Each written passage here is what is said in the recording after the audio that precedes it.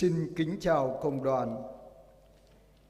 Kính thưa cộng đoàn, mỗi chiều thứ Bảy luôn thôi thúc con cái mẹ hãy đến với mẹ hằng cứu giúp.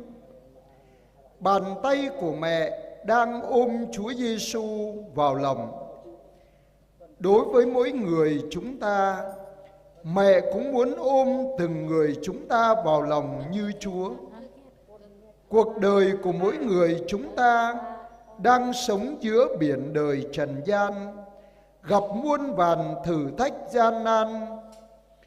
Chiều hôm nay, mẹ mong muốn mỗi người chúng ta hãy dâng lên mẹ tất cả những âu lo, những trăn trở trong cuộc sống, để mẹ chuyển cầu lên Thiên Chúa, để xin Thiên Chúa chúc lành, thánh hóa và ban cho từng người chúng ta những gì mà Chúa và mẹ thấy cần thiết nhất cho từng người chúng ta.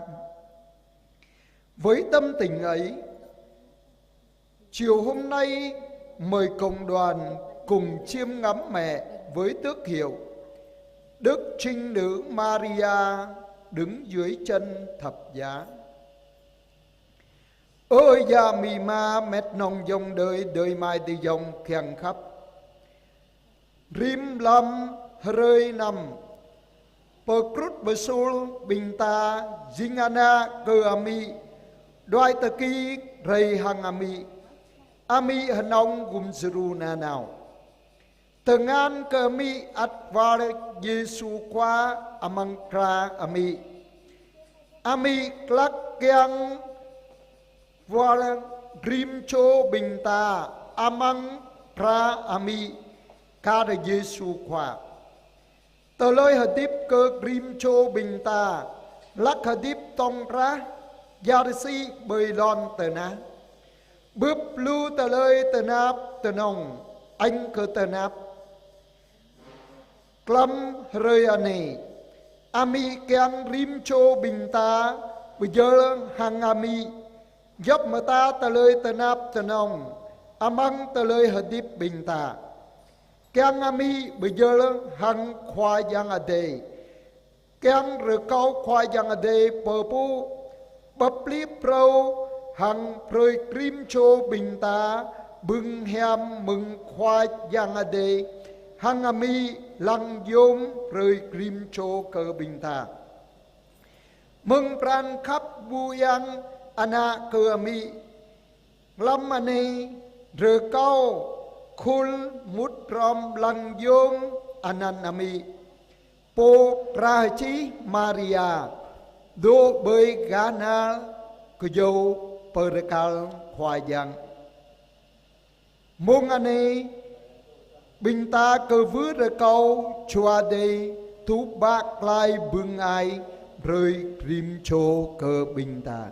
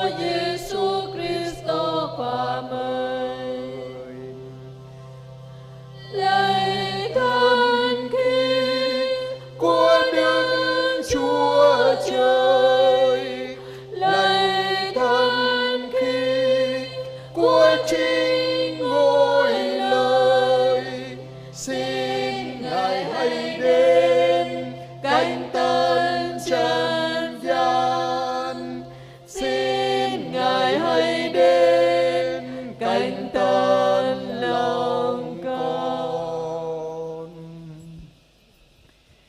Lạy Chúa, trong ý định nhiệm mầu của Chúa, Chúa đã tuyển chọn Đức Maria làm mẹ Chúa, để Chúa đến làm người trong cung lòng của mẹ.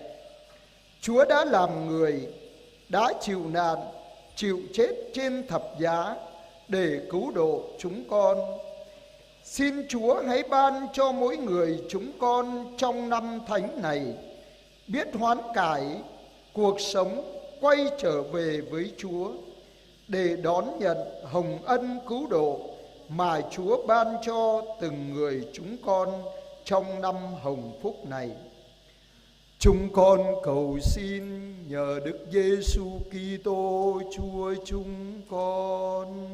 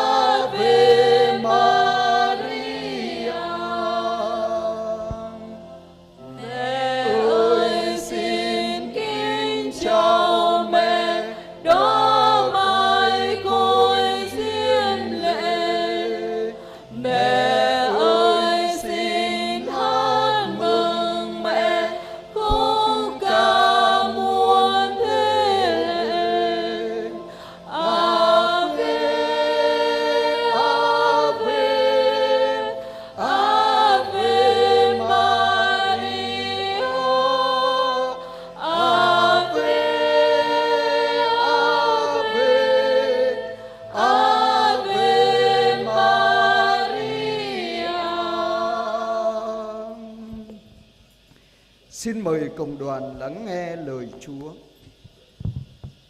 Đứng gần thập giá Đức Giêsu có thân mẫu người và chị của thân mẫu bà Maria vợ ông Clopas và bà Maria Magdala. Khi thấy thân mẫu và môn đệ mình yêu mến đứng bên cạnh, Đức Giêsu nói với thân mẫu rằng: Thưa bà, đây là con của bà. Rồi người nói với môn đệ: Đây là mẹ của anh. Kể từ giờ đó, người môn đệ rước bà về nhà mình.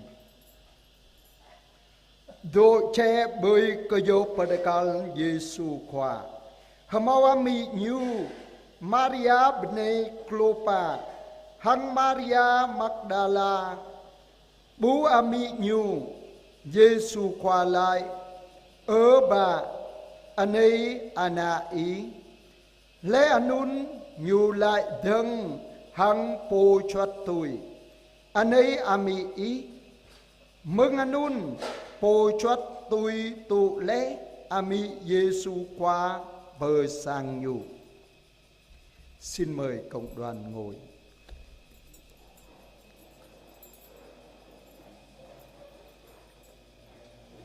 Kính thưa cộng đoàn, Đức Maria khi dâng Chúa Giêsu trong đền thánh, cụ già Simeon đã tiên báo trước cho mẹ về cuộc khổ nạn của Chúa Giêsu và cũng nói về mẹ. Thiên Chúa đã đặt cháu bé này làm duyên cớ cho nhiều người Israel phải vấp ngã hay được trỗi dậy. Cháu còn là dấu hiệu bị người đời chống báng, còn chính bà thì một lưỡi gươm sẽ đâm thâu tâm hồn bà, ngõ hầu những ý nghĩ từ thâm tâm nhiều người phải lộ ra. Đức Giêsu xuống trần gian này để thực hiện ý của Chúa Cha là cứu chuộc nhân loại. Qua cuộc khổ nạn, chết và phục sinh để giải thoát nhân loại khỏi tội lỗi và sự chết. Mẹ Maria khi đón nhận Chúa nơi cung lòng của mẹ sinh ra Chúa và đồng hành với Chúa trong suốt hành trình dương thế. Mẹ đã thấu hiểu cuộc sống của mỗi con người chúng ta là như thế nào. Mẹ ơi, chúng con luôn tạ ơn Chúa vì Chúa đã chọn mẹ là một người nữ thấp hèn nhưng trinh khiết vẹn tuyền, một người nữ trung kiên không gục ngã trước những khốn khổ, thử thách. Mẹ ơi, chúng con yếu đuối lắm, luôn gục ngã trước những cám dỗ thử thách. Dưới chân thập giá, Chúa đã trao mẹ cho Thánh Gioan và trao Thánh Gioan cho mẹ. Thánh Gioan đã đón nhận mẹ là người đại diện cho toàn thể nhân loại đón nhận mẹ. Mẹ ơi, mẹ thấu hiểu từng người chúng con. Xin mẹ hãy ở bên chúng con, giúp chúng con mỗi ngày sống gắn bó với Chúa một cách mật thiết hơn, biết siêng năng đến với Chúa hơn, biết siêng năng cầu nguyện như mẹ, để nhờ đó chúng con biết ra đi loan báo tin mừng tình thương cứu độ của Chúa đến cho mọi người. Chúng con tin tưởng phó thác nơi mẹ. Ở gia mị ma mét nông dòng đời, đời mai đời dòng kiang khắp. Lâm bây giờ Giêsu qua amang sang hờ đoá. Ơi Simeon bờ thao hello hăng ami tờ lời anh cờ tờ náp cờ Giêsu qua. Hăng bờ thao hello gá ami. Anay po pio perbu hăng pergu lu menui amang khun Israel.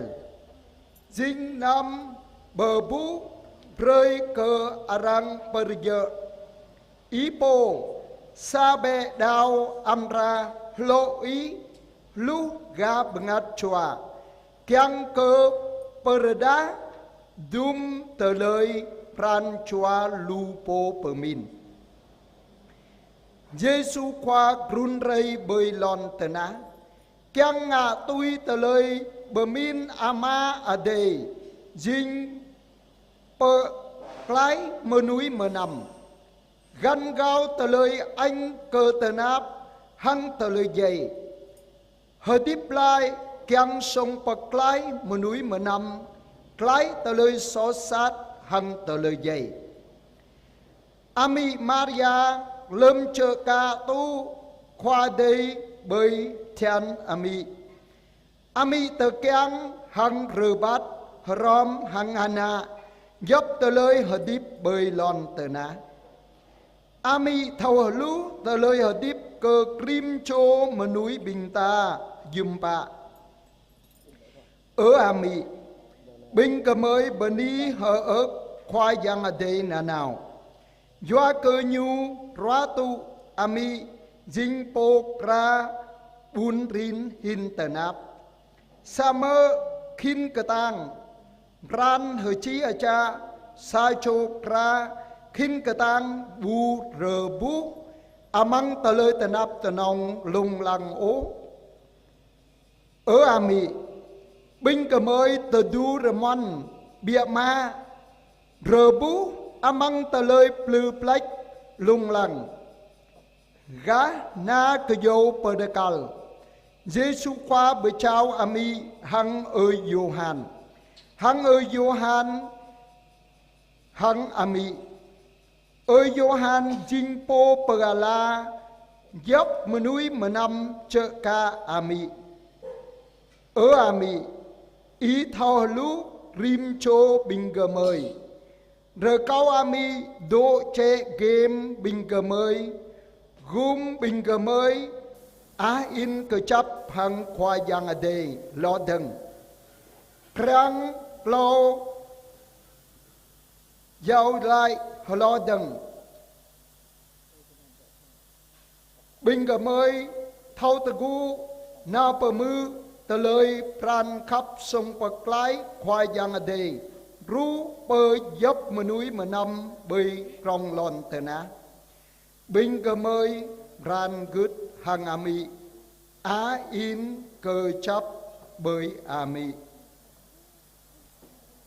Và giờ đây chúng ta sẽ cùng nhau dùng lời ca tiếng hát ở trong lời kinh mà Chúa dạy mỗi người chúng ta. Và chúng ta cùng với mẹ để tạ ơn Chúa vì Chúa đã chọn mẹ làm mẹ Chúa. Và chúng ta cùng nhau tôn vinh ba ngôi Thiên Chúa qua lời kinh lạy Cha kính mừng sáng danh bằng tiếng Sarai. Xin mời công đoàn đứng.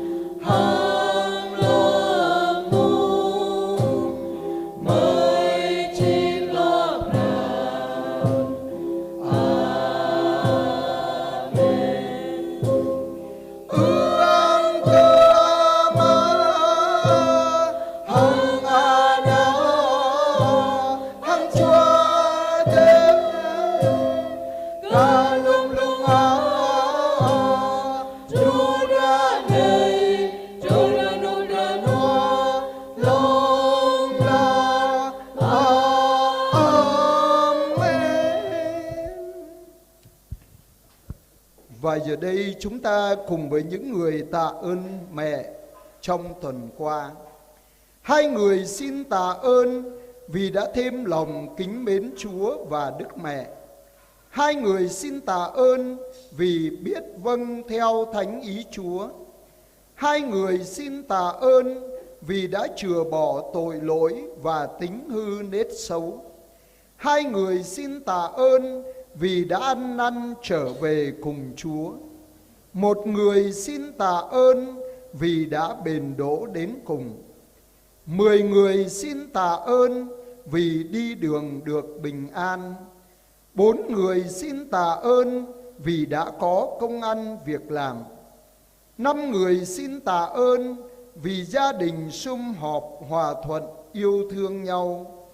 7 người xin tạ ơn vì gia đình được bình an. 1 người xin tạ ơn vì con cái ngoan ngoãn học hành tấn tới thi tốt. 5 người xin tạ ơn vì đã khỏi ốm đau bệnh tật. 2 người xin tạ ơn vì đã cầu cho các linh hồn. Ba người xin tạ ơn vì đã được bình an trong tâm hồn và trong cuộc sống. Và tất cả những gì chúng ta nhờ mẹ truyền cầu một cách âm thầm trong tuần qua mà chúng ta được ơn, chúng ta cũng hiệp với những người này để tạ ơn Chúa và cảm ơn mẹ. Được cùng mẹ Thiên Chúa, chúng con xin tạ ơn Cha.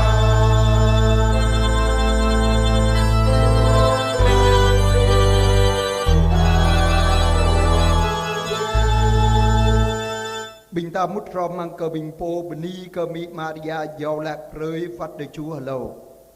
Pak cho bni bưng doa cơ bờ thim ram khắp khoa giang ade hangami Maria. Pak cho bni bưng doa cơ thâu mư hẹp khoa giang ade. Sai cho bni bưng doa cơ bờ dơ ta lời hadip amang proa bờ com rơi chan. Sai cho bni bưng doa cơ lui ta lời xó hang cơ núi sap pram. Sai cho bni bưng doa cơ hật lọc lại đoại lại hằng khoa giang ade. Năm cho bni bưng doa cơ nào amang chelan renuk renoa. Doa cho bni bưng doa cơ mau prama. Sai cho bni bưng doa cơ tanh kla abi hanu. Sai cho bni bưng doa cơ đuôi mạc lại hanu dom. Doa cho bni bưng doa cơ sangano bờ góp thâu mút rom kẹng khắp. Sa tô cho bni bưng doa cơ sangano renuk renoa. Sa cho bni bưng doa cơ ana sang kram di tui belong jing pru. Sa cho bni bưng doa cơ bú klai mơ núi chệ game. Năm cho bni bưng doa cơ klom roa noa. Sai cho bni bưng doa cơ dây mà ác. Doa cho bni bưng doa cơ gum juru lom tanap tanong. Doa cho bni bưng doa cơ hamau anapa. Hằng đum mà ta chơ ca mừng ami giàu lại rơi vắt Chúa lâu này. Ta mút rom hằng cơ bình po này ta bứ bang khoa giang ở đây hằng bni cơ mỹ Maria. Hiệp cùng mẹ Thiên Chúa, chúng con xin tạ ơn Cha.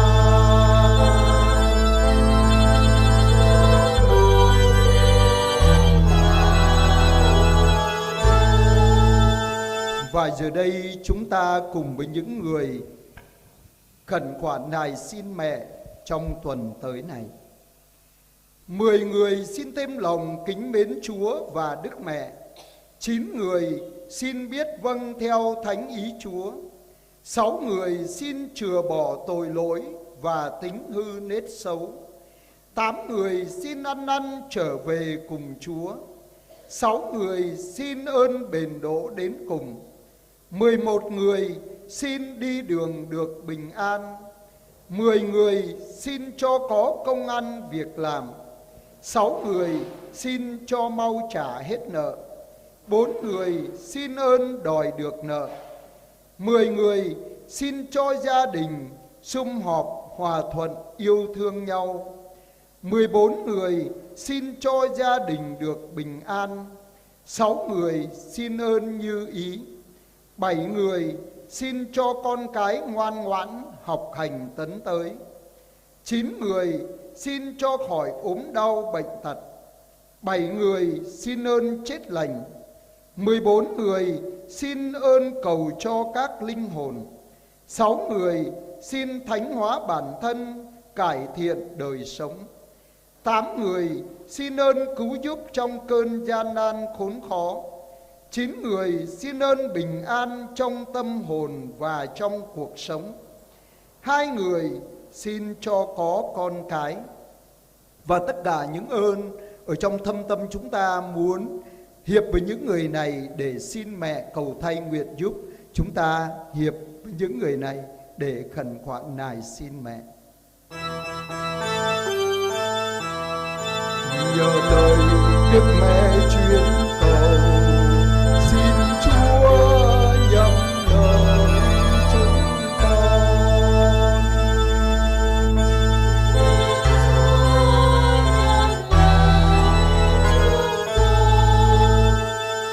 Bình tha mút rom hằng cờ bình po cờ vứ rờ cao ami giàu lạc rơi phát đời chú và nắp này. Dor ban cho rờ cao bờ thim pran khắp khoa giang ở đây hằng ami Maria. Chợ ban cho rờ cao thâu mư hiệp khoa giang ở đây. Sai cho rờ cao bờ giờ ta lời hạt điệp amang proa bờ com rơi chăn. Từ chú cho rờ cao lui ta lời xó hằng cờ núi sáp ram. Dor ban cho rờ cao hợp lộc đoài lai hằng khoa giang ở đây. Hlu cho rờ cao cờ chấp rú bờ đút. Hợp lú cho rờ cao nào amang chờ lan rờ núc rờ noa. Clau cho rờ cao màu prọ mạ. Năm cho rờ cao tanh la abi hờ nước. Clau cho rờ cao đuôi mạc lại hờ nữ đom. Từ chú cho rờ cao sang ano bờ góp thâu mút hờ rom kiang khắp. Từ chú cho rờ cao sang ano rờ núc rờ noa. Đoai cho rờ cao tùy pran. Clau cho rờ cao ana sang ram đi tôi. Đoai cho rờ cao bút lại mà núi trẻ game. Hlu cha pa cho rờ cao lâm loa roa noa. Rờ ma cho rờ cao dây mà ác. Năm cho rờ cao giàu lại rồi bình bằng át chua. Đoai cho rờ cao bờ chiếc rồi po bập lý tờ lời hờ điệp. Pa cho rờ cao gum sru lom tờ nắp tờ nông. Đoai cho rờ cao rờ núc rờ noa amang pran hằng amang tờ lời hờ điệp. Sai cho rờ cao tờ keng hem. Sai cho rờ cao hờ mau ana ba. Đoai cho rờ cao ép bú công ngàn. Hằng đùm mà ta đọ măng lòng ta ta keng ami giàu lai prơi ta vắt chú pa nắp này. Ta mút ro mang cơ bình po anh cơ vứ rờ cao ami giàu lạc prơi.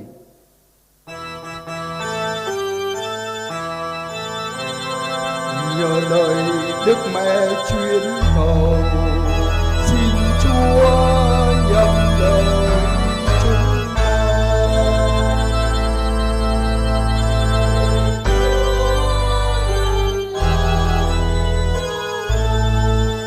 Và giờ đây chúng ta cùng dâng lên mẹ những đóa hoa tươi cũng như những đóa hoa lòng chúng ta để mẹ đón nhận và chúc lành cho mỗi người chúng ta.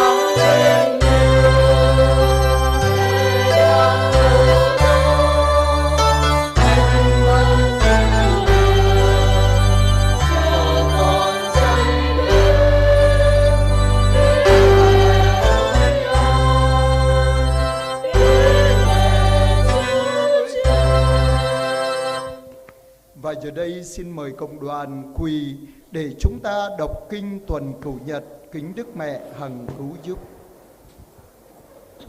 Ami hanong kumdru rupa mata hiam klai ngak preka pranchua bingkamai klakhaning pengot ching hok ma hang renuk renua ikat hang pun menyang plu habe pengang nyam kla mau jop pengyang anun yo Yesu kwa anai tengani pecah nyu preka bingkamai anun pranchua bingkamai pa plai pran Patu rida bay thầy y pabu talai ane y nhớ chi patu sing magwa patho re cơ bi cơ mây tho re pat lai re pa plai talai maha long la y nhớ patu sing klang ya si pachran cơ cham kit kai chalan amang cơ thel cơ nam mot mi kyang khap Inga preka prakata bingkamai ching yurje